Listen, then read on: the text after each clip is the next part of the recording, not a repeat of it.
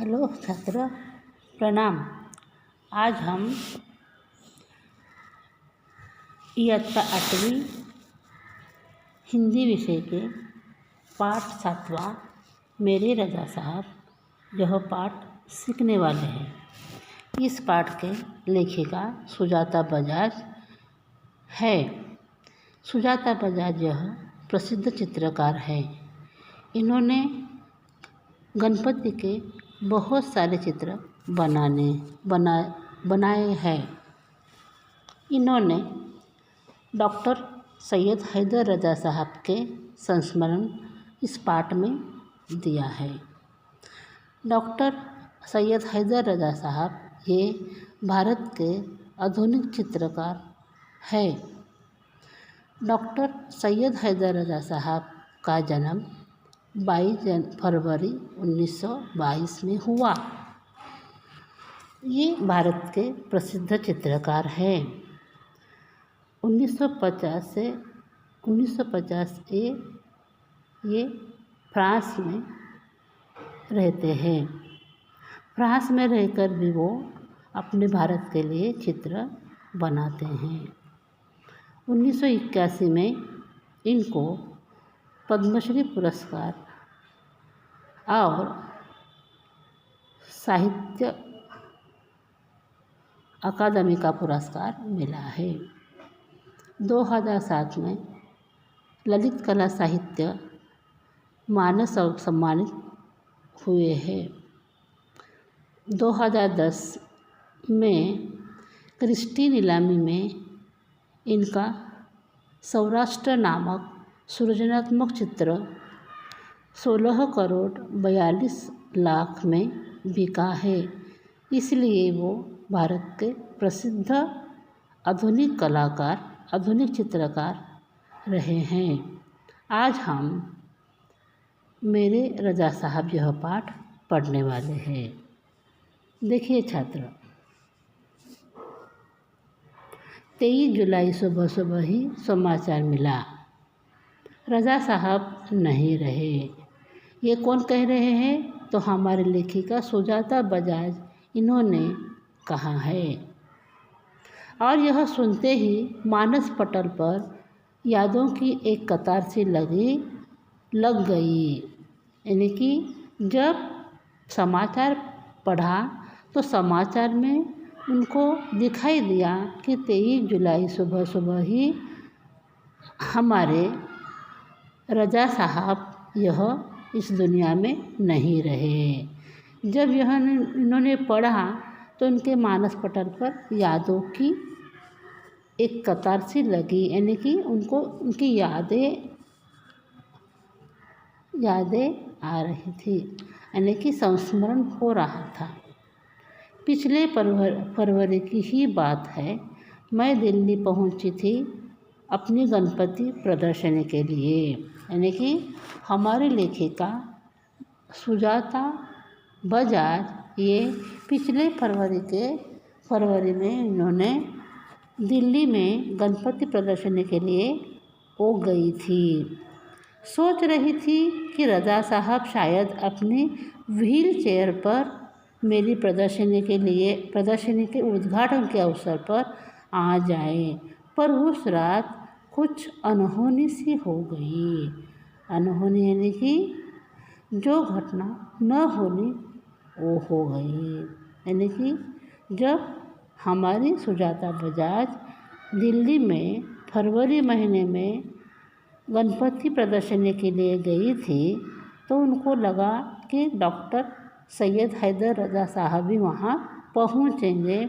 वो शायद wheel chair पर रहकर मेरे चित्र देखेंगे, पर वहाँ पर उन्होंने उनको नहीं देखा, नहीं मिले वो। उस रात अनहोनी सी हुई। उस रात रजा साहब अब सपने में आए, मुझे उठाया, हमने बातें की। शो के लिए मुझे उन्होंने शुभ कामना दी और कहने लगे, सुजाता एक बार मुझसे मिलने आ जाओ। अब देखिए हमारी सुजाता बजाज ये हमारे भारत की प्रसिद्ध चित्रकार है। ये अब पेरिस में रहते हैं। तो उन्होंने ख्वाब में क्या देखा कि रज़ा साहब उनके सपने में आए और कहने लगे कि सुजाता जी तुम मुझे मिलने आओ। जो हमारी सुजाता बजाज जो गणपति के चित्र बनाते हैं बहुत प्रसिद्ध हुए हैं। वो देखकर उन्होंने शुभकामनाएं भी दी, यानी कि उनकी उन्नति और हो। सुजाता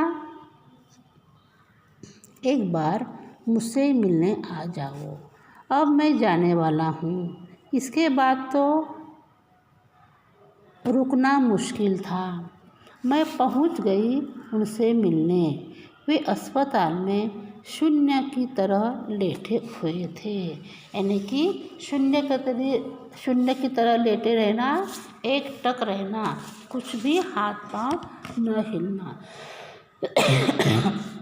मैंने उनके हाथों को छुआ, सिर्फ सांस चल रही थी। अलविदा कहकर लौट आई।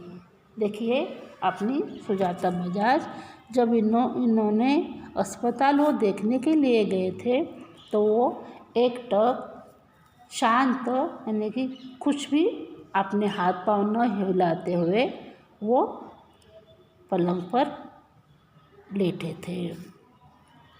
तब उन्होंने उनके हाथों को छुआ तो रज़ा साहब की सिर्फ सांस चल रही थी। ये देखकर हमारे लेखिका सुजाता बजाज वहाँ से नमस्कार यानी कि अलविदा कहकर लौट आई।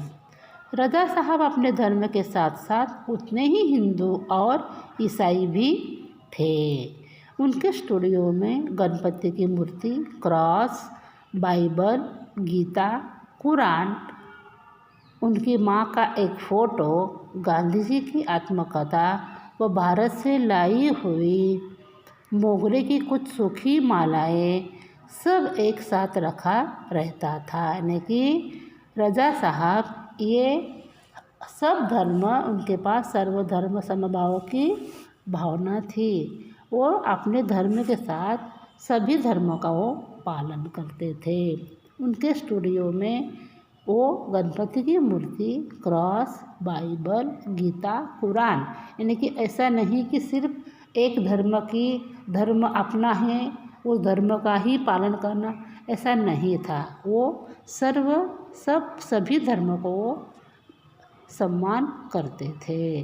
वो सब उनके स्टूडियो में गणपति सभी के थे और उसके बराबर उनकी माँ का फ़ोटो भी था। गांधी जी की आत्मकथा व भारत से लाई हुई मोगरे की कुछ सूखी मालाएं भी सब एक साथ रखा रहता था। वे गणेश को भी पूजते थे और हर रविवार को सुबह चर्च भी जाते थे। यानी कि ऐसा नहीं है कि वो मुस्लिम धर्म के हैं तो सिर्फ मुस्लिम धर्म का पालन करना, ऐसा न करते। वो गणपति की भी पूजा करते थे और हर रविवार को वो सुबह चर्च भी जाते थे। यानी कि वो सर्वधर्म के समालोचक थे। एक दिन जहांगीर आर्ट गैलरी में प्रदर्शनी देखते हुए किसी ने कहा, अरे यह तो एस रज़ा हैं। यानी कि देखिए ये हमारे डॉक्टर सैयद हैदर रज़ा अपने भारत के प्रसिद्ध आधुनिक चित्रकार है। तो जब एक दिन जहांगीर आर्ट गैलरी में प्रदर्शनी देखते हुए किसी ने कहा कि यानी कि उनका चित्र वहाँ था, वो देखते उन्होंने कहा, अरे यह तो एस रज़ा हैं, हैदर रज़ा हैं। मैं एकदम सावधान हो गई क्योंकि मेरी सूची में उनका भी नाम था। मैंने उनके पास जाकर कहा, रज़ा साहब आपसे बात करनी है। तो देखिए जब रज़ा साहब दिखाई दिए तो हमारी सुजाता बजाज उनके पास जाकर बात करने के लिए तैयार हुई। वे देखते ही रह गए। उन्होंने मुझे इंटरव्यू दिया, बहुत सारी बातें हुई। यानी कि जब हमारे सुजाता बजाज इन्होंने डॉक्टर सैयद हैदर रजा को कहा कि हमें आपसे बहुत सारी बातें करनी है। तो उन्होंने जो उन्होंने सवाल पूछे उनके जवाब वो दे दिए। अचानक मुझसे पूछने लगे कि आप और क्या क्या करती हैं। मैंने कहा मैं कलाकार हूँ, पेंट करती हूँ। वे तुरंत खड़े हो गए और कहने लगे चलो तुम्हारा काम देखते हैं। मैं सोच में पड़ गई। मेरा काम तो पुणे में है। उन्हें बताया तो वे बोले चलो पुणे। देखिए यानी कि वो चित्र को कितना महत्व देते थे। जो सुजाता बजाज जी ने जो चित्र बनाए थे उनको वो देखना चाहते थे, पर वो चित्र यहाँ पर न होते पुणे में था। तो जब सुजाता जी ने उनको कहा कि साहब मेरे चित्र यहाँ पर नहीं है, वो पुणे में है, तो वो तुरंत तो खड़े होकर कहे चलो मैं वहाँ पर तुम्हारे चित्र देखने आता हूँ। ताज होटल के सामने से हमने टैक्सी ली और सीधे पुणे पहुँचे। उन्होंने मेरा काम देखा और फिर कहा आपको पेरिस आना है, आपका भविष्य बहुत उज्जवल है। यानी कि जब वो डॉक्टर सैयद हैदर रजा ये हमारी सुजाता बजाज जी के चित्र देखे तो उनको बहुत भाया, उनको बहुत अच्छा लगा। तो उन्होंने क्या कहा कि आप पेरिस आना चाहिए, आपका जीवन आपका भविष्य बहुत उज्जवल हो जाएगा। इसका मतलब कि सुजाता बजाज जी ने बहुत ही सुंदर चित्र निकाले थे, पेंटिंग भी उन्होंने की थी। देखिए जब एक चित्रकार दूसरे चित्रकार का चित्र देखते हैं तो वो चित्र में क्या क्या खूबी है वो उनको समझ आता है। तो जब वो चित्र को देखे, जब उनको लगा कि ये बहुत अच्छी चित्रकार है, इनकी और उन्नति होने के लिए पेरिस आना ज़रूरी है। छोटी से छोटी बात भी उनके लिए महत्वपूर्ण हुआ करती थी। बड़ी तन्मयता और लगन के साथ करते थे सब कुछ। यानी कि जो काम उनको दिया गया था वो काम वो अच्छी तरह से करते हैं, बड़ी तन्मयता और लगन के साथ करते थे। पेंटिंग बिकने के बाद पैकिंग में भी उनकी रुचि हुआ करती थी।